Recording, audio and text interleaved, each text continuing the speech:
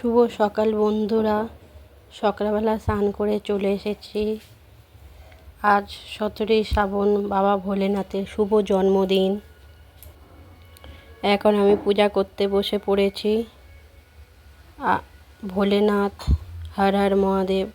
বাবা সবাইকে ভালো রাখুক, সুস্থ রাখুক। বাবাকে বেলপাতা ফুল দিয়ে পূজা করে নেব। বাবার মাথায় জল ঢেলে দিয়েছি।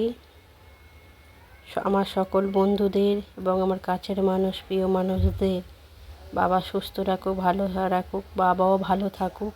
বাবা ভালো থাকলে তবেই তো সকলকে ভালো রাখবে। বাবা ভোলেনাথ আমার প্রিয় মানুষ এবং কাছের মানুষদের ভালো রাখুক এবং আমার সকল বন্ধুদেরও ভালো রাখুক।